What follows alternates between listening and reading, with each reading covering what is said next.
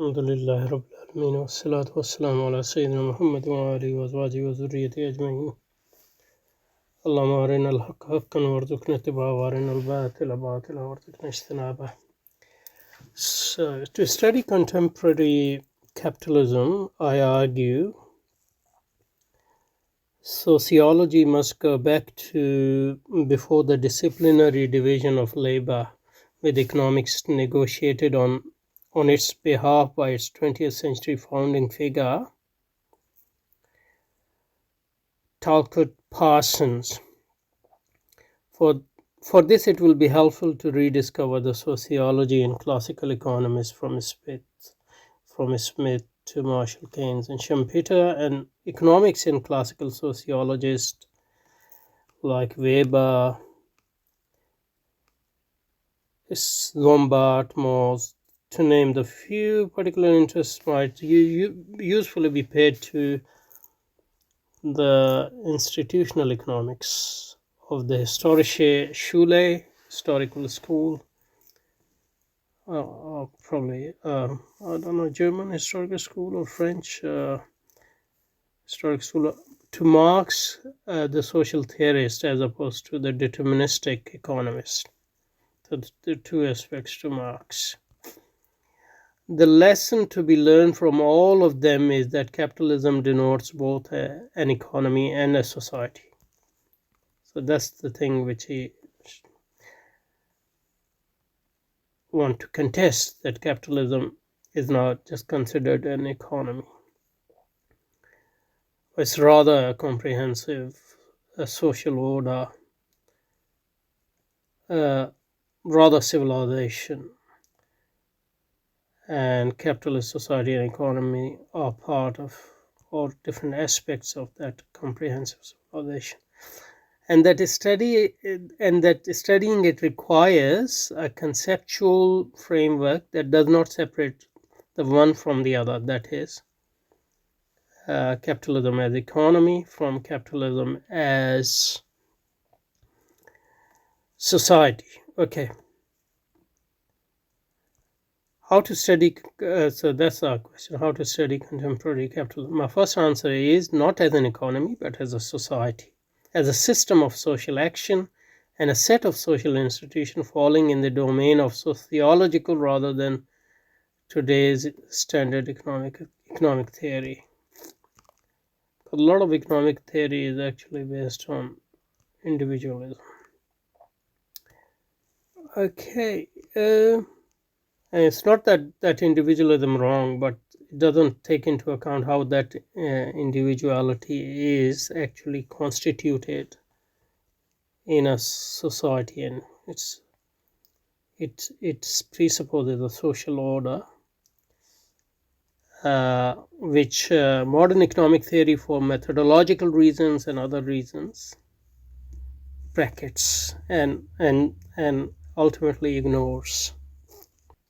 So just to go over what he's saying so far, what he has said so far, capitalism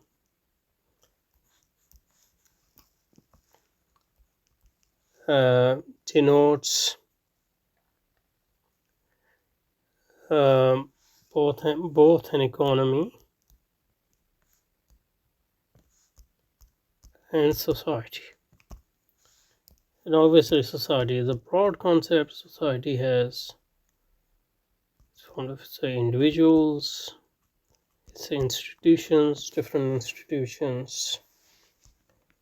So that would include culture, education, civilization, day-to-day life, etc. Society is a very broad concept, so it will basically bring in everything except economy, and then it would. And the thing is, modernization prospered historically in separating economy from society. That's how it was able to separate the society, which was still ruled by some traditional moral order. So it was able to take economy out of that traditional moral order and make it an autonomous discipline, so it is not encumbered by that morality, the restraint of that morality. But that doesn't mean that that economy doesn't have its own morality. It presupposes a society which emerges once this economy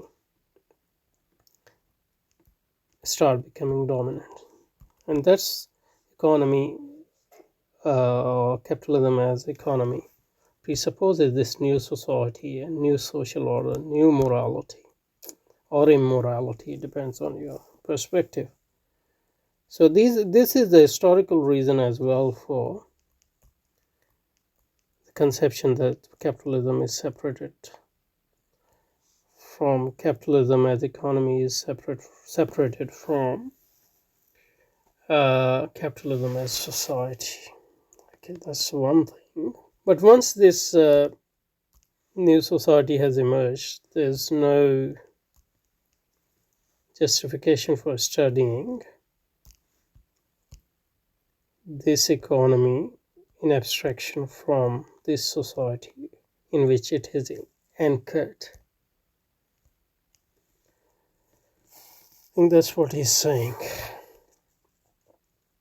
So then he goes on to raise this question: how to study capitalism, contemporary capitalism, then?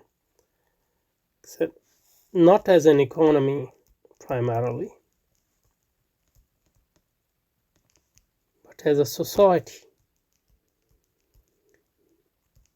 And this economy is already part of that society.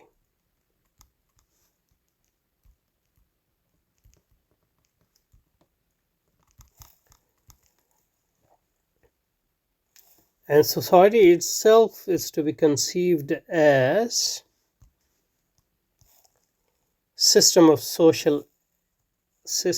society as a system of social actions and social institutions. So society is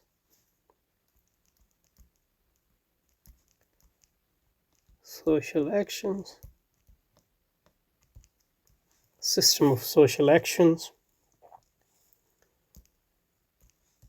and that systems have its own different institutions, and obviously social actions is between individuals and between groups, etc. But this social action is embedded in a shared background life world, so to speak. So society is both a life world as well as a system, and economy is one of its subsystem which is embedded in this system and this life world. It can be studied in abstraction from that system and life world, but that would be abstraction. That won't give us the full picture. But if you want to study capitalism as a reality, then you have to go back to that holistic view and embed it in a society of which it is a subsystem. That's one way of reading what he's saying. So my first answer is not as an economy, but as a society, as a system of social action and a set of social institutions falling in the domain of sociological rather than today's standard economic theory. This, in fact, there is a footnote. Let's read the footnote as well. The footnote is by economic theory, not to be confused with economic theory as defined by Alfred Marshall, who is one of the classical economists. Principle of economics. Political economy or economics is a study of mankind. So political economy. In the ordinary business of life, it examines the part of individual and social action which is most closely connected with the attainment and with the use of material requisites of well-being. Thus, on the one side, a study of wealth, and on the other and more important side, as part of the study of man. So in Marshall, you already have this society, economy is connects it with conception of man, and you can't understand the man except in a society. Um,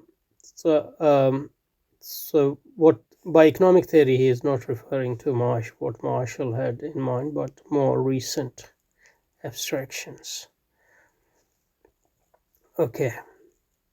So then he goes on. This is in fact the tradition of political economy in the 19th century. That is to study capitalism not as an economy but as a society. In Marx, obviously, it is obvious, who was hugely influenced by political economy, but even in Adam Smith, you see, he has a concept of society, and his Wealth of Nation, etc., is based on his theory of morality, etc., as in explained in his other works, and other political economists, I guess. Political economic theory was to political economic theory was to identify the actors and interests underlying or hiding behind the laws of movement of the economy, translating economic relation into social relation, because economic relations are part of social relation, embedded in social relation, and showing the former to be a special case of the latter. Yeah, former, that is the economic relation, treating the economy as society, as a society, or social part of social action, or socially and politically constructed or constituted, because economics talks about individual interests and interaction between individuals, which presumes the constitution of individual in the first place. But so it takes social interaction, it takes society as given, but abstracts from it the modern economics we are talking about.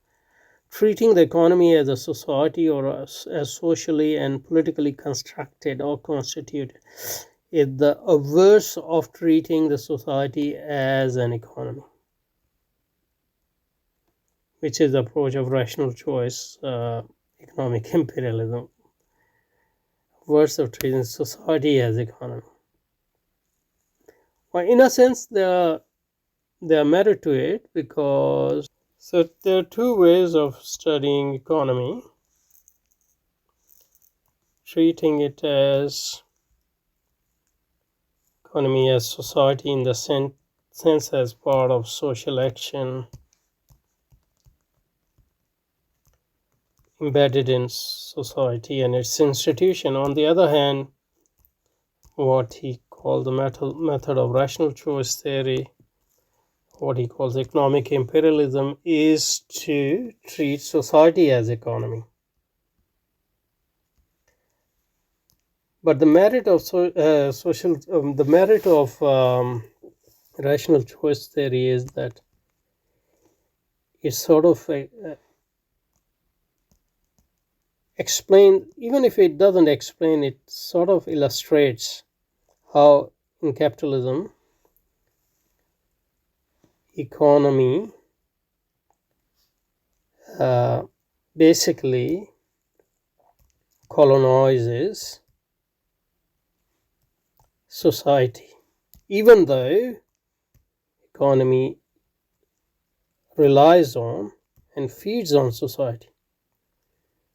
So this colonization is basically a self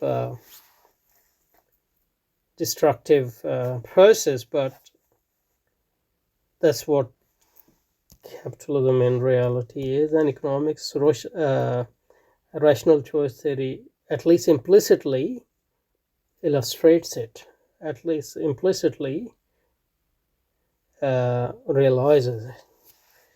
So that's a point which should be considered as well. Okay,